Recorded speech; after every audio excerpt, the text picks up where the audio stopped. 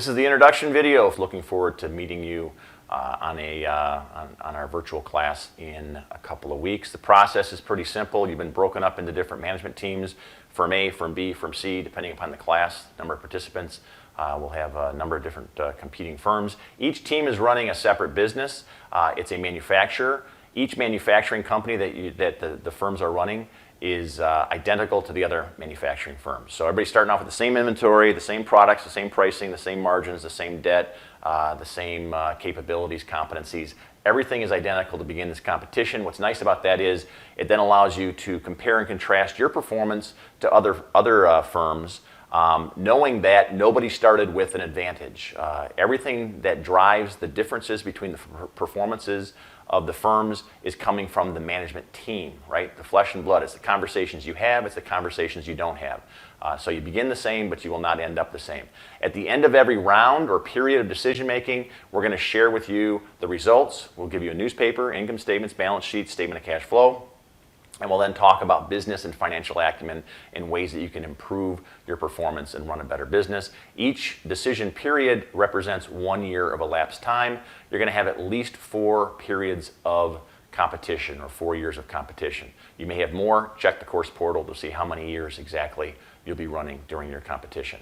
Before we get into the details of the simulation itself and get you prepared for that competition, let me say a few words about business in general. Running a business is a difficult task. It's a multidimensional problem because you've got to consider and think about a lot of things.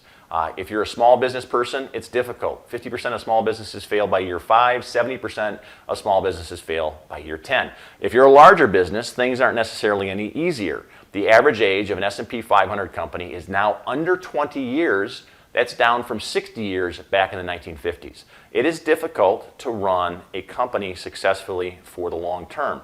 Organizations do it, but it's not easily accomplished. Organizations that are able to do that, organizations that have a sustainable competitive advantage, have managers and leaders that have very good business acumen, business savvy, business sense, and that's what this class is all about. Peter Drucker is thought of as kind of the father of modern corporate management and leadership. He has a number of quotes. You'll hear probably a couple of more of them as we get into this class. One quote I like is when he says, "Only 3 things happen naturally in organizations." And this is naturally for small organizations, your team, your branch, your office, and it's large organizations, the whole entire Milwaukee Tool organization. 3 things happen naturally in organizations: friction, confusion, and underperformance. Your job as a leader is to make your business behave unnaturally. You're there to eliminate the friction, overcome the confusion, and to drive outstanding performance. Your job is to run a great business today, and your job is to run an even stronger business in the future. So that's part of your task as the leader of a business. Thomas Friedman is an economist, wrote a book a few years ago about change and the acceleration of change that is going on in the world, and the impact of change and the acceleration of change on society, on businesses, and on individuals. In this book, Friedman tells a story about a king. The king is so fascinated and impressed with the inventor of the game of chess that the king offers the inventor any reward that the inventor wants. So the inventor says, "Well, king, I'd like to have enough food to feed my family." Sounds like a reasonable request. King says, "How much is that?" Inventor says, "Well, if you take 1 grain of rice, put it on the first square of the chessboard that I just invented, and you double it on the next square, and double it on the next square, through all 64 squares on the chessboard, that's as much food as I need to feed my family." If you go through that process, 1 to 2 to 4 to 8 grains of rice, how many grains of rice do you think are on the 64th square of that chessboard? If you guessed 9.2 quintillion, and a quintillion is a number followed by 18 zeros, you are correct. 9.2 quintillion grains of rice on the 64th square of the chessboard, 18 quintillion grains of rice on the entire chessboard itself. This is called exponential growth, and you've probably heard about exponential growth in a number of different applications. But one area where we have noticed exponential growth for a long time is in information technology and computers, and the ability of computers to store data and the ability of computers to crunch data and the processing power of computers. Moore's law began back in the 1960s, where Robert Moore said that computers would double in speed and double in storage capabilities every 18 to 24 months. So we've been on this ride for a long time. Well, when you have exponential growth of grains of rice on a chessboard, you make a mess. If you have exponential growth in terms of things like information technology, strange things begin to occur. Strange things like driverless cars. Strange things like a social media platform that can interconnect 4 billion people around the world instantaneously. Strange things like devices like these smartphones that basically have more processing power on them today than NASA had in total back in the 1960s when they put a man on the moon.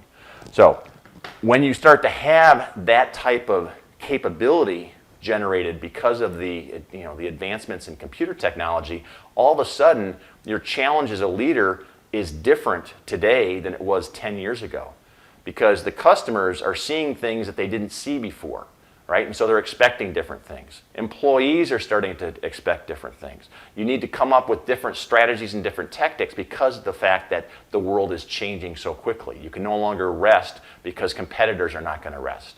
There's a term called VUCA. The VUCA stands for volatility, uncertainty, complexity, and ambiguity. It comes from the military.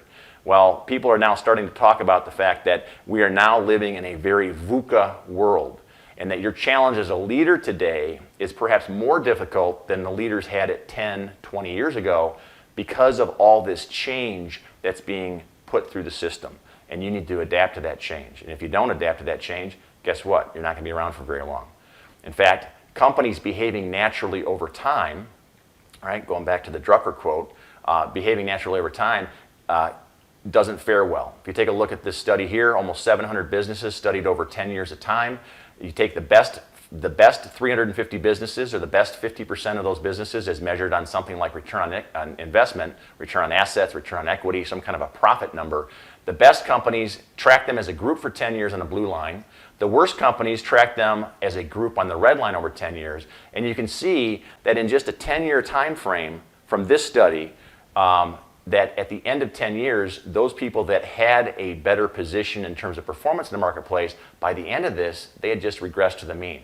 And at the end of 10 years, those organizations that were the best had declined in performance on average, and those organizations that were the worst at the beginning, on average, over time, improved in their performance, or perhaps they dropped out of business altogether. So this is an older study with organizations behaving naturally in a non-VUCA environment. So imagine the slopes on these curves in terms of your ability to maintain your performance over 10 years versus 5 years. So if we were to redo this study now with so much change going on, you'd find there's a lot more pressure on that downward trend. Your job is to not have your business go along this blue line here if you're in a great company, or go along the red line is what you want to try to happen if you're in a company that's not doing very well. So your task is to run a company for the long term, right? Not just for the short term. And you'll see that play out as we run through this competition. So real quick, the setup, your challenge is to turn around a struggling manufacturing company. And so the company that you're inheriting doesn't have a whole lot of strengths, and so it's got a whole lot of weaknesses, and you need to kind of figure out what you're going to do with it.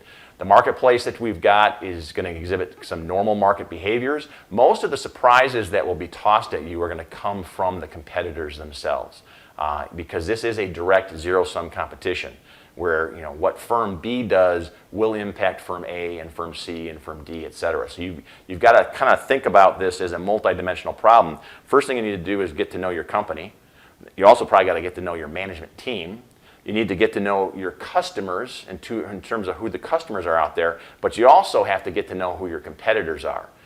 Because the strategy that worked for the last emerging leaders class may not necessarily be successful during this class, because the success really depends on what do the competitors do. So you've got to get involved in some competitor analysis as you go through this exercise. Demand will go up and down. We'll have GDP changes, interest rate changes, and then obviously your decisions will impact the ultimate demand for your product. And one decision period equals 1 year, as we said. Within the simulation, you've got different types of consumers. There are 5 types of consumers. We give them names, but we also give them numbers. So you got value seekers, families, singles, high income, enterprisers. Within the simulation, when you see a customer segment, more often you might see it referred to by its number. Just in order to preserve the screen real estate, you're going to see the value seekers represented by the number 1, 2, 3, 4, 5. Each of these customers have their own wants and needs in terms of the products that they're looking for. So you are Milwaukee Tools, so you know this better than anybody. You really need to make sure that you're understanding your customers and you're then designing the products for those customers, and touching on the hot spots or the things that those customers want. All right, so make sure that you spend some time researching the customers and understanding what they do like. So we've got customers. We also then have product classes. So this is now the steel and the rubber and the chrome. The product classes involve an economy class car, family class, luxury class. Read down the list here. We will represent those with letters in the simulation to kind of maximize our screen real estate. So we've got customers, we've got product classes, and then when you have a customer and a product class kind of merge, that's what we call a microsegment. And so, for example, the current microsegments that are represented in the marketplace as you begin this competition are the following. We've got a 1E, all right? Well, if you think back, the ones are the value seekers. So we see that value-seeking customers are looking to buy an economy class car. And this 1E customer is looking for a type of an economy class car that would be different from what the 2Es are looking for. The 2E stands for the family type of a customer who is then going to buy an economy class car. If I look down the list here even further, I can see that the ones, the value seekers, are also interested in buying trucks. So there is a 1T microsegment. You'll notice that currently, to begin the competition, although there is a product class called the alternative energy vehicle, there are no customers yet for the alternative energy vehicle. So there's some market research that you can look at that will tell you when an alternative energy vehicle customer might emerge. Don't be surprised if, especially early in the competition, you have some customers who are buying cars outside their preferred class. So you may find that, hey, there's 1E customers that perhaps are actually buying a family class car. Well, they might be doing that because all of the current cars designed for the 1E are not very good, or they could be doing it because the current cars that are marketed for the 1E are too expensive, or they could be doing it because maybe nobody's making enough 1Es to satisfy all the demand. And so they may have to go out and actually buy a family class car. They may have to buy a minivan. So early on in the process, you'll find that perhaps some customers are buying outside the preferred class. That usually signifies an opportunity that you can then go fill, and then you can satisfy that need, and they'll stop buying the car that they don't want. Also, when you look at the market research on new customers or the emerging customers, remember, high risk, high reward. It is high risk to go after emerging customers. We will give you market research in the simulation that will tell you what types of customers perhaps are potentially going to emerge, but just because you design a car for that customer, do not think that for sure that customer will emerge. High risk, high reward. We'll say more about that during the class. So product classes, customer segments, the intersection is what we call the microsegment. The industry specifics for the competition, depending upon how many teams are in your particular class, this is the cars that you have, and it's also the by firm. So the ALEC is identical to the Buzzy, is identical currently to the Cameo. These are all economy class cars that are actually targeted for the 1E. And don't expect the 2E microsegment to be happy about the ALEC, because it's just not designed for them. It's probably too small, probably doesn't have the interior styling, safety, or quality that a family customer is looking for. But it's good for perhaps a value seeker.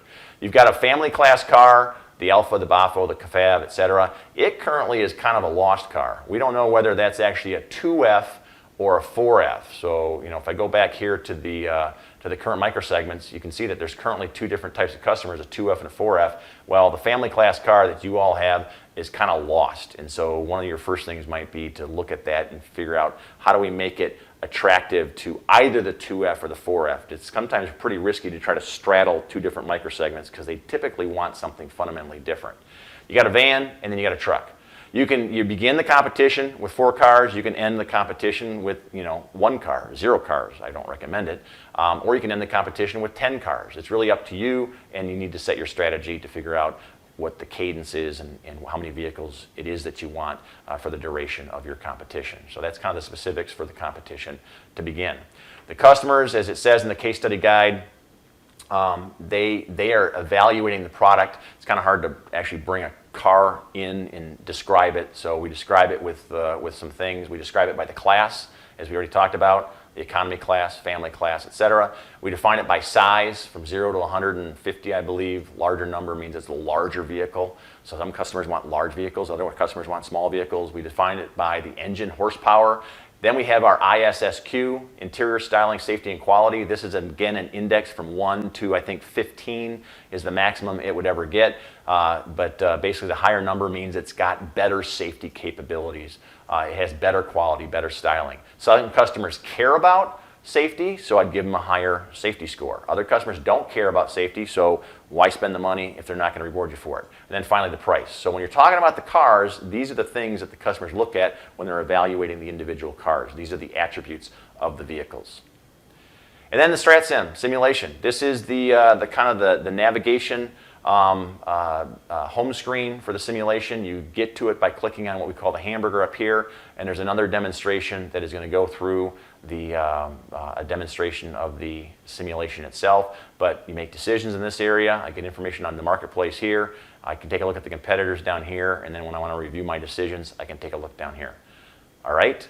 Looking forward to seeing you at the upcoming class.